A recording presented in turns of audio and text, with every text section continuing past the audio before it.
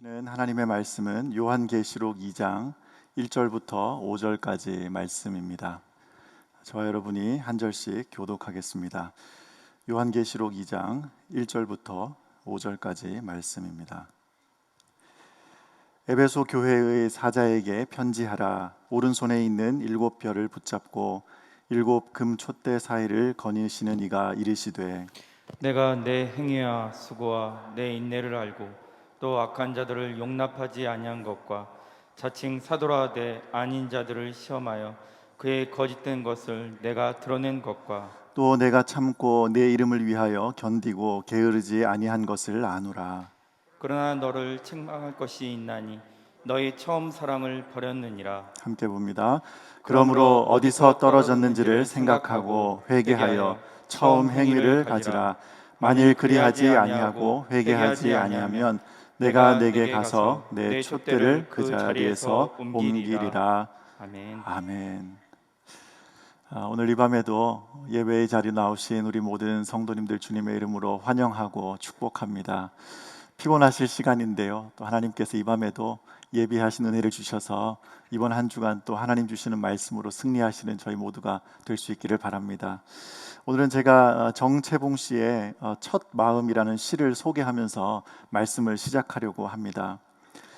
1월 1일 아침에 찬물로 세수하면서 먹은 첫 마음으로 1년을 산다면, 학교에 입학하며 새 책을 앞에 놓고 하루 일과표를 짜던 영롱한 첫 마음으로 공부를 한다면, 사랑하는 사이가 처음 눈이 맞던 날의 떨림으로 계속된다면, 첫 출근하는 날 신발끈을 매면서 먹은 마음으로 직장 일을 한다면, 아팠다가 병이 나은 날에 상쾌한 공기 속에 감사한 마음으로 몸을 돌본다면, 개업날의 첫 마음으로 손님을 언제고 돈이 적으나 밤이 늦으나 기쁨으로 맞는다면, 세례를 받던 날에 빈 마음으로 눈물을 글썽이며 교회에 다닌다면, 나는 너, 너는 나라며 화해하던 그날의 일치가 가시지 않는다면, 여행을 떠나는 날 차표를 끊던 가슴 뜀이 식지 않는다면, 이 사람은 그때가 언제이든지 늘 새 마음이기 때문에 바다로 향하는 냇물처럼 날마다가 새로우며 깊어지며 넓어진다. 첫 마음이요. 처음에 그 설레임을 잊지 않고 평생을 살아갈 수 있다면 얼마나 좋을까요? 모든 일에 처음 마음을 간직한 채 살아간다면 우리의 삶이 얼마나 더 아름다울까라고 한번 생각해 봅니다. 무엇보다 우리가 그리스도인으로서 예수님을 처음 만난 그때의 감격, 그때의 마음으로 항상 신앙생활을 할 수 있다면 얼마나 행복할까요? 나를 위해 십자가에 달려 죽으신 예수님의 은혜를 생각하며 주님 앞에 나와서 앉기만 해도 눈물이 하염없이 흘러내리던 그때의 그 심정으로 우리가 하루하루를 살아갈 수 있다면 얼마나 좋을까 한번 생각해 보았습니다.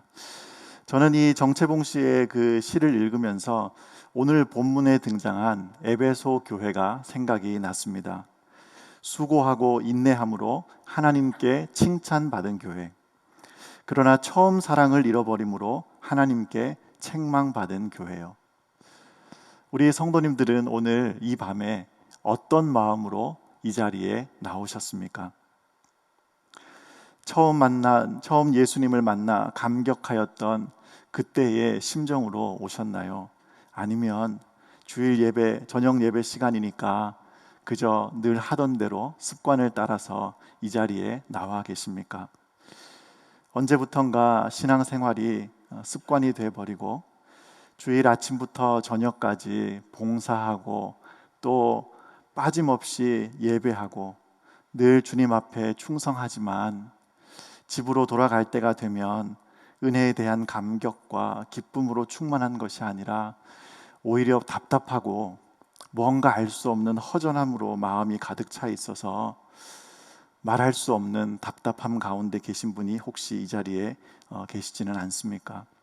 소원하기는 오늘 이 말씀, 하나님께 주신 이 말씀에 그 선포되는 내용처럼 우리의 처음 사랑이 회복되는 이 밤이 되기를 소원합니다.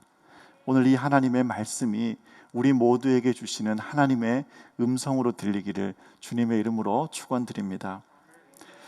오늘 본문에 등장한 이 에베소 교회가 위치하고 있는 이 에베소라는 지역이요, 로마 이 송령 소아시아에서 가장 큰 도시고 번창하는 항구 도시였습니다. 남자의 인구만 4만 명이 넘었고 이제 전체 어린 아이들까지 다 포함한 인구가 22만 명이 넘는, 그러니까 이 당시에는 굉장히 거대한 도시였습니다. 그런가 하면 이 에베소는 다방면으로 매우 발달된 도시입니다. 바울이 그 전도할 당시에 그 기록된 사도행전 19장을 보면 에베소 사람들은 큰 여신 아데미를 섬기던 사람들입니다. 이 아데미 신전은 당시에 그 가장 유명했던 파르테논 신전보다도 4배나 더 큰 신전이고, 피라미드 또 바벨론 궁중 정원 등과 함께 고대 7대 불가 사이의 중에 하나로 선정될 만큼 아주 이런 거대한 신전을 가지고 있던 도시입니다. 그리고 우리가 잘 아는 그 나이키라는 브랜드의 그 모델인 승리의 여신 니케죠. 이런 신상들이 아주 즐비했던 도시가 이 에베소라는 도시입니다. 근데 이 도시는 종교뿐만 아니라 정치가 또 발달했습니다. 도미티안 황제가 세운 황제 숭배의 신전이 있었고, 이후에 여러 황제의 그 신전이 생길 정도로 굉장히 이 에베소는 세상의 그 모든 명예의 중심지였다, 이렇게 우리가 생각해 볼 수 있습니다. 그런가 하면 또 여긴 교육이 또 그렇게 발달한 지역이었습니다. 에베소에는 그 고대 세계의 3대 도서관 중에 하나인 이 셀수스 도서관이 위치하고 있던 데인데, 알렉산드리아 도서관이 무너진 이후에 클레오파트라가 이 셀수스 도서관을 자주 찾아서 애용했던 장소라고 이렇게 알려져 있습니다.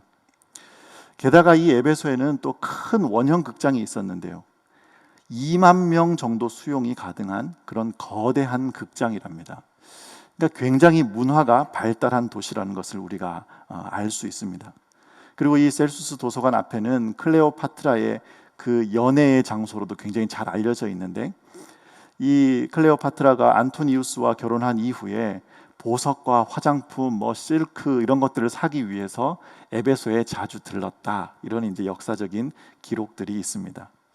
낭만과 기쁨의 도시요, 또 레저와 서비스도 당시 최고였다고 하는데, 온천이 발달해 가지고요, 당시 정치 지도자들이 온천을 즐기기 위해 이곳을 그렇게 많이 방문했다고 하고, 심지어는 또 온돌 문화도 있었다 그러고요, 그리고 무려 수세식 화장실이 여기에 또 발달돼 있었다, 이렇게까지 이제 역사 자료를 찾아보면 나와 있습니다. 정치, 교육, 문화, 경제, 유흥, 어떤 것도 빠질 것이 없는 굉장히 화려하고 발달되었던 도시가 이 에베소라는 지역입니다. 그런데 여기 있던 이 에베소 교회, 이 지역에 있던 에베소 교회의 성도들은 이 모든 것들을 다 등지고 살았습니다. 화려한 문화에 젖어들지 않고 오히려 모든 박해와 환란의 중심에 서 있던 자들이 이 에베소 교회의 교인들이라는 겁니다. 세상은 부요했지만 교회는 그것을 누리지 않았고, 세상은 화려했지만 교회는 보잘것없었고, 세상은 웃고 떠들었지만 교회는 울고 신음했습니다. 눈만 뜨면 가지고 싶은 것, 누리고 싶은 것이 도처에 깔려있던 그 시대에 이 에베소 교회 성도들은 사도 바울의 눈물을 기억했고, 세상을 포기하고 하나님 나라를 위해서 주를 위해 참고 또 인내하고 견뎌냈더라는 겁니다. 근데 가만히 생각해 보면 오늘 우리 삶도 비슷하지 않습니까? 우리가 예수 믿는다는 이유로 이 세상의 좋은 것들을 포기해야 될 때가 참 많이 있잖아요. 그런데 오늘 2절 말씀을 다시 한번 보시면, 내가 내 행위와 수고와 내 인내를 알고, 3절에도 보니까요, 또 내가 참고 내 이름을 위하여 견디고 게으르지 아니한 것을 아노라 그랬습니다. 주님께서 이 에베소 교회 성도들의 수고를 아신다는 겁니다. 이 말씀이 우리에게 큰 위로가 되는 거예요. 예수 믿는다는 이유로 화려한 세상을 등져야 했던 이 에베소 교인들의 삶이요, 세상의 즐거움이 아닌 하나님이 주시는 참 기쁨을 누리며 살았던 이들의 삶을 우리 주님께서 기억하신다는 겁니다. 저는 이것이 오늘 우리를 향하시는 하나님 아버지의 마음이라고 확신합니다. 그래서 피곤하고 지치고 힘들지만 그래도 우리가 이 자리에 나와서 하나님 앞에 예배하잖아요. 세상에 썩어 없어질 것들을 조차 사는 것이 아니라 주를 위해서 인내하고, 또 때로는 손가락질을 받고 때로는 예수님 때문에 핍박을 당하기도 해도 우리가 우리 하나님만 바라보고 묵묵히 이 길을 걸어가는 것입니다. 고린도전서 15장 58절 말씀인데요, 그러므로 내 사랑하는 형제들아, 견실하며 흔들리지 말고 항상 주의 일에 더욱 힘쓰는 자들이 되라. 이는 너희 수고가 주 안에서 헛되지 않은 줄 알미라. 마지막 날 우리가 하나님 앞에 설 때에 주께서 우리의 두 손을 꼭 붙잡아 주시면서 너 참 수고 많이 했다. 너 세상에서 예수 믿고 사느라고 참 힘들었지. 너 나 위해서 용인제일교회 그렇게 사랑하는 마음으로 열심히 섬겼던 거 내 다 안다. 너 그렇게 피곤한데도 나를 사랑하는 마음으로 새벽에도 저녁에도 잊지 않고 하나님의 전 앞에 나와서 나를 예배하던 너의 그날을 내가 다 기억한다. 아마도 우리 하나님께서 우리를 이렇게 품어 안아주시고 또 우리를 격려하시고 위로하시는 그날이 반드시 우리에게 올 줄로 믿습니다. 그래서요, 오늘 이 자리에 앉은 우리 모두는 참 복받은 인생입니다. 여러분, 이 확신을 가지고 흔들리지 아니하고, 세상이 어떻게 변했다, 코로나가 지금 막 이 시대를 잠식했다, 이런 시대가 와도 우리의 중심이 흔들리지 않고 하나님 앞에 굳건히 서서 날마다 믿음으로 승리하시는 저희 모두가 될 수 있기를 주님의 이름으로 간절히 축원드립니다. 그런데 이토록 최선을 다해 하나님 앞에 충성하고 헌신했던 이 에베소 교회에 문제가 있었습니다. 주님을 향한 처음 사랑을 잃어버렸다는 겁니다. 여전히 이들에게는 하나님을 향한 열심이 있었고, 여전히 이들에게는 하나님을 향한 충성, 헌신, 하나님을 향한 그 모든 열정들이 여전히 살아 있었던 것처럼 보였는데, 그 중심을 보시는 하나님께서 처음 사랑이 식어버렸다, 이렇게 이제 책망하시는 겁니다. 여러분, 이 성경을 연구해 보면 에베소 교회는요, 단순히 어떤 그런 외적인 행위만 풍성했던 교회가 아닙니다. 바울이나 디모데나 아볼로나 브리스길라, 사도 요한 같은 성경에 나오는 이 쟁쟁한 인물들이 목회를 했던 교회이기도 합니다. 그래서 이 에베소 교회는요, 굉장히 그 올바른 교리를 가지고 있던 교회입니다. 하나님 말씀에 정통한 교회라는 겁니다. 그래서 이 에베소 교인들은 바른 하나님의 말씀, 이 바른 교리에 입각해서 악한 자들을 용납하지 않고 거짓된 사도들을 다 거슬러 낼 수 있을 만한 그런 실력을 갖추었던 교회라는 겁니다. 행위도 풍성했고 바른 교리도 가지고 있었고 이단을 분별해서 쫓아낼 수 있는 그런 능력까지 갖추었던 교회인데, 그런 이들을 향해 주님께서 이렇게 말씀하시는 겁니다. 오늘 본문 4절 5절 말씀을 우리 같이 함께 읽어보겠습니다. 시작. 그러나 너를 책망할 것이 있나니 너의 처음 사랑을 버렸느니라. 그러므로 어디서 떨어졌는지를 생각하고 회개하여 처음 행위를 가지라. 만일 그리하지 아니하고 회개하지 아니하면 내가 내게 가서 내 촛대를 그 자리에서 옮기리라. 아멘. 우리가 이 말씀 앞에서 두려움을 가져야 합니다. 오늘 이 하나님의 말씀 앞에 우리 자신을 점검해 봐야 한다는 겁니다. 분명히 외적으로 무언가 많은 열심이 여전히 우리에겐 있는데, 예배도 빠지지 않고 헌금 생활도 잘하고 봉사도 잘하고 있고 열심으로 무언가를 하고는 있는데, 과연 우리의 중심이 하나님을 향한 그 첫 사랑이 식어버리지는 않았느냐 하는 것을 우리가 점검해 봐야 한다는 겁니다. 이 처음 사랑이요, 결혼을 해보신 분들이라면 그 누구나 그 처음에 그 설레임을 다 경험을 해보셨잖아요. 누가 옆에서 제발 그 남자랑 그 여자랑 결혼하라고 막 그렇게 막 부탁하고 또 막 옆에 와서 청탁하고 막 그렇게 해서 여러분 결혼하셨어요? 막 주변에서 만류하고, 야, 그 사람 잘 생각해봐, 좀 별론 것 같다, 그러고 심지어는 부모님이 막 반대를 하시고, 그래도 나는 저 남자 아니면 안 된다고 막 그냥 죽여라 죽여라, 나 저 사람 아니면 못 살겠다 막 그렇게 하고 이제 그렇게 결혼하셨잖아요.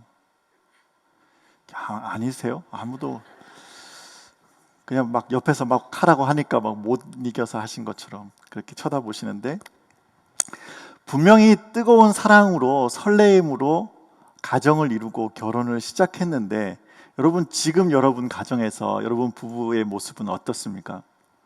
제가 오늘 아침에 우연찮게 이 인터넷 그 글을 하나 봤는데, 이 제목이 그래요. 왜 남편은 하고 물음표예요. 이게 무슨 글인가 봤더니, 왜 남편은 집에 안 들어오면 보고 싶고 집에 들어오면 답답하고 오자마자 자면 서운하고 안 자고 뒹굴거리면 짜증나고 말 걸면 짜증나고 말 안 걸면 더 짜증나고 누워 있으면 나갔으면 좋겠고 나가 있으면 집에 좀 들어왔으면 좋겠고 늦게 오면 열받고 일찍 오면 괜히 불편하고, 뭐 이런 글이에요. 우리 여성분들 막 너무나 막 격하게 공감하시는 것 같은데, 근데 가만히 생각해 보니까 우리 신앙생활도 좀 이것과 비슷하지 않는가 하는 그런 생각이 드는 겁니다. 예수를 믿기 시작했으니까 교회를 나가기는 해야겠고 봉사는 해야겠는데, 막상 봉사하려니까 하기 싫고 안 하려니까 찝찝하고 모든 예배에 참석하려니까 피곤하고 안 가려니까 마음이 불편하고, 교회에서 이것 합니다 저것 합니다 계속 문자 오고 연락 오면 귀찮고, 또 교회에서 연락이 없으면 안 챙겨줘서 서운하고, 이게 우리에게 이런 모습만 혹시 남아있지는 않는가 하는 그런 생각을 해보게 되는 겁니다. 누가복음 7장에 보니까요, 한 바리새인이 예수님을 초대한 사건이 기록되어 있습니다. 우리가 잘 아는 대로 바리새인은요, 이 당시에 굉장히 그 존경받던 종교 지도자들입니다. 그런데 이 바리새인이 예수님을 식사의 자리에 초대한 겁니다. 우리가 그 유대인들의 문화를 이렇게 살펴보면 알 수 있듯이, 이 같이 식사를 한다는 것은, 지금 뭐 우리가 한국 사람들은 인사가 그렇잖아요. 뭐 잘 지내요? 우리 언제 밥 한번 먹어요? 이게 인사잖아요. 근데 그냥 단순히 그냥 밥 한 끼 합시다 이런 정도가 아니라, 이 식사를 같이 한다 하는 것은 사실 이 사람들에게 굉장히 중요한 의미를 가지고 있습니다. 이후에 보면 그 베드로가 이방인들하고 식사하는 그 문제 때문에 초대교회에서 아주 심각한 논의가 이루어졌던 것처럼, 사실 이 유대인들에게 이 식사라는 것은 굉장히 중요한 문제였는데, 바리새인이 예수님을 식사의 자리에 초대했다. 그러니까 이제 그 주변에 있던 많은 사람들이 관심을 가질 만한 아주 중요한 사건이라는 겁니다. 근데 아마 그 누가복음 7장에는 자세하게 기록하고 있지는 않지만, 이제 아무래도 바리새인이 예수님을 초청해서 하나님의 말씀에 대해서 또 율법에 대해서 무언가 아주 심도 있는 대화를 주고받고 있지 않았을까, 우리가 그렇게 생각해 볼 수 있습니다. 그런데 이런 중요한 자리에 한 불청객이 등장을 합니다. 이제 이 동네에 오래 살았던 바리새인은 지금 이 자리에 찾아온 그 불청객이 죄인이고 창녀였다 하는 것을 한눈에 알아봤을 겁니다. 이제 이런 귀한 자리에 이상한 이런 천한 여자가 등장을 하니까, 사실 그 예수님을 초대한 바리새인의 마음이 별로 좋지 않았을 겁니다. 근데 이제 예수님이 계시니까 티는 내지 못하고 그냥 이렇게 바라보고 있는데, 이 여자가 갑자기 주님 앞에 엎드리더니 눈물로는 그 발을 적시고 자기 머리털로 그 발에 머리털로 닦고 예수님의 그 발에 향유를 붓고 막 이상한 이런 행동을 하기 시작하는 겁니다. 초대받지 않은 이 여자가 이 자리에 불쑥 찾아온 것도 사실 엄청난 신뢰인데, 이런 이제 막 이상한 행동을 하고 있으니까 예수님을 초대한 바리새인이나 그 자리에 함께 했던 모든 자들이 아무래도 좀 당황하고 좀 불편한 그런 상황이 된 겁니다. 근데 여러분 한번 생각해 보세요. 이 여인이요, 예수님의 발 앞에 엎드려 있던 이 여인이 처음부터 이 바리새인과 예수님이 함께 식사하는 이 자리를 그냥 이 분위기를 그냥 망쳐버려야겠다, 이런 마음으로 이 자리를 찾아갔을까요? 아마도 그렇지는 않았을 겁니다. 이 여인은 그저 그 남의 식사 자리를 이렇게 막 해방하고 싶은 마음은 없었을 겁니다. 그런데 단지 그녀의 마음속에 예수님께 받은 은혜가 너무 감사해서 자기가 가지고 있던 그 소중한 향유를 예수님께 부어드리고 싶은 마음에 그냥 그 자리를 찾아간 겁니다. 그 비싼 향유 옥합을 정말 그 조심스레 들고 예수님 앞에 가서 그냥 이것을 예수님께 부어드리고 얼른 나와야겠다, 이런 마음을 가지고 그 자리에 들어갔는데, 글쎄 예수님 앞에 섰는데 갑자기 이 여인의 눈에서 주체할 수 없는 눈물이 흐르기 시작하는 거예요. 그냥 잠깐 왔다가 얼굴만 잠깐 비추고 내 그냥 이 마음만 전달해 드리고 가야겠다, 이런 마음으로 예수님 앞에 섰는데, 우리 주님의 발 앞에 서고 보니까 갑자기 주체할 수 없어서 그 눈물을 흘리며 주님께 받은 그 은혜가 너무너무 감사해서 무릎을 꿇고 예수님 발에 입을 맞추고 자신의 머리털로 예수님의 발을 닦아드리고, 자기도 모르게 이런 행위가 그 앞에서 나오게 되더라는 거예요.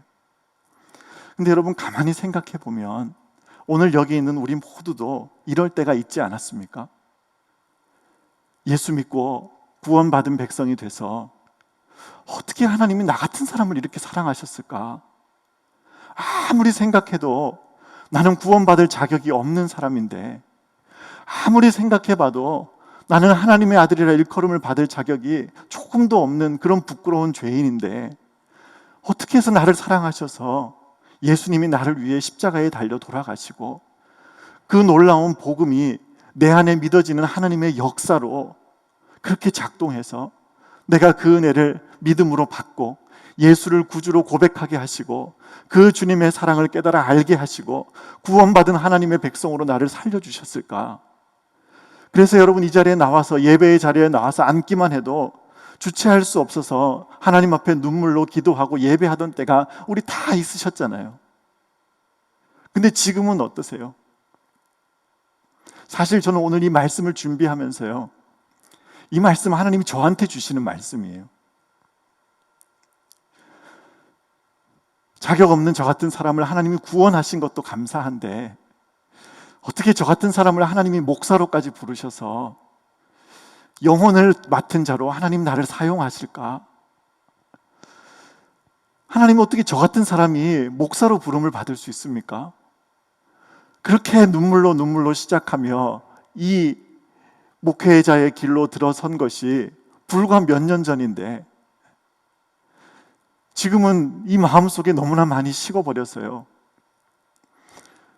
눈물이 메말라 버려서 새벽에도, 지난 금요일 날 새벽에도요, 마음속에 그런 마음이 드는 거예요. 이렇게 하다가 어떡하나? 우리 양떼를 생각할 때 이 마음에, 하나님 제가 이렇게 가지고 목회할 수 있습니까? 이런 두려운 마음을 주시더라고요. 근데 여러분 어떠세요? 오늘 이 자리에 나와 있는 여러분 마음속에 주님의 그 사랑, 우리 주님 나를 구원하신 그 은혜에 감격해서 눈물로 하나님 앞에 예배하고 기도하던 그때의 그 처음 그 마음, 처음 그 사랑, 여러분 마음속에 여전히 작동되고 있습니까? 오늘 이 밤에 하나님께서 우리에게 말씀하실 겁니다. 너 처음 사랑을 회복해야 돼. 너 그 처음 마음 다시 회복해야 돼. 언젠가 제가 책에서 읽은 그 인상 깊은 이야기 하나를 소개하면서 말씀을 정리하려고 하는데요. 분당에 있는 어느 교회에 출석하던 한 성도님의 자녀가 미국 유학하던 중에 이제 크게 다치게 됐다는 소식을 들은 겁니다. 난간에서 미끄러져서 떨어졌는데 이 얼굴이 땅에 그냥 정면으로 떨어지면서 그냥 이 턱뼈가 함몰되고 앞면에 이 뼈들이 다 으스러지고요. 이 위 턱뼈가 뇌를 건드려서 뇌출혈이 일어났는데 혼수 상태가 돼버린 거예요. 이게 얼마나 가슴 아픈 소식이에요. 그래서 이 딸아이의 그 사고를 당했다는 소식을 듣고 이 아버지가 막 정신없이 비행기 티켓을 구해서 딸이 입원하고 있는 그 미국 병원까지 찾아가는 거예요. 그게 도착해서 보니까 차마 눈을 뜨고 이 딸의 얼굴을 볼 수가 없는 이제 그런 상황인데, 특히나 이 부러진 뼈가 뇌를 건드려 놔가지고 이제 이 뇌가 괜찮을까가 이제 이 최고의 관심사인 겁니다. 의사는 식물인간처럼 이제 누워있기 때문에 뇌의 상태를 우리가 어떻게 확인할 수가 없으니까 이제 이 아빠를 향해서 딸아이 옆에 앉아서 계속해서 이름을 불러주고 이 아이가 무언가 반응을 하는지 살펴봐라, 이제 그렇게 이제 부탁을 했다는 겁니다. 그래서 이제 이 아버지가 애타는 심정으로 딸 옆에 앉아서 계속 이제 이야기하는 거예요. 얘야, 아빠가 왔어. 야, 이제 괜찮아. 너 아빠 목소리 들리니? 나 지금 아빠 한국에서 비행기 타고 지금 너 보려고 왔어. 너 걱정하지 마. 너 괜찮을 거야.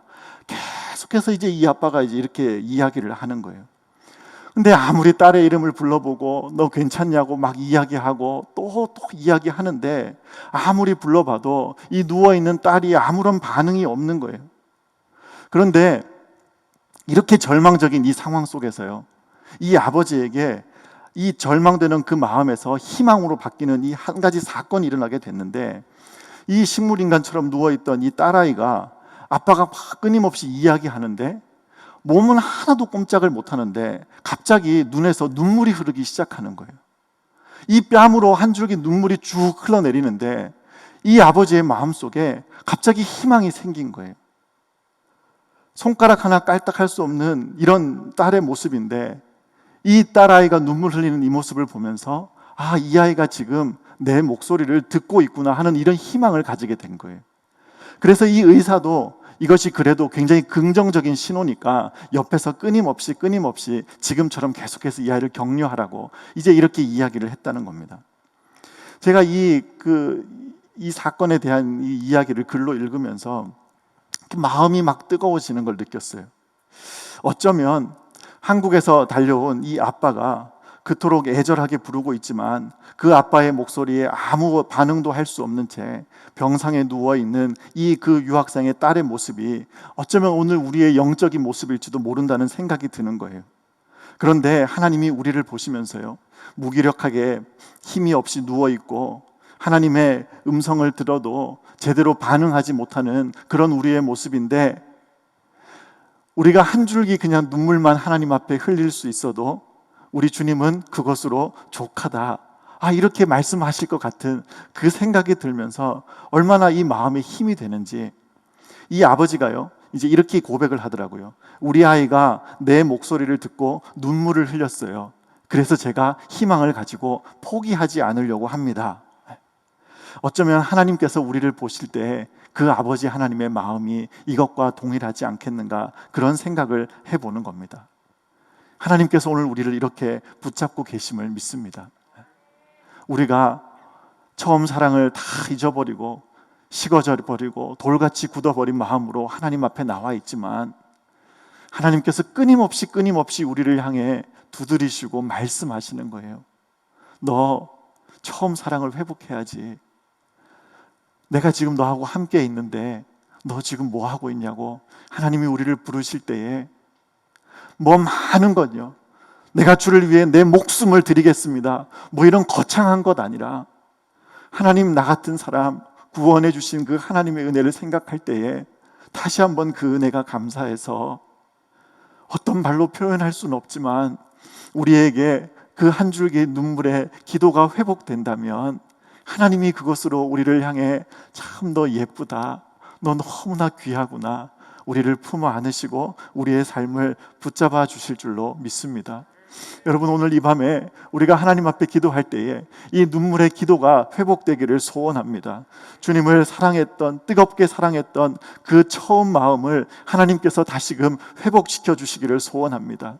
우리 주님, 그분의 이름만 생각해도, 우리 주님의 십자가만 떠올려도 우리 가슴에 뜨거운 열정과 감사와 감격의 눈물이 있었던 우리의 그 마음을 하나님께서 회복시키시고 하나님께서 놀라운 축복으로 우리를 붙잡아 주시는 놀라운 이 밤이 될 수 있기를 주님 이름으로 간절히 축원드립니다. 아멘.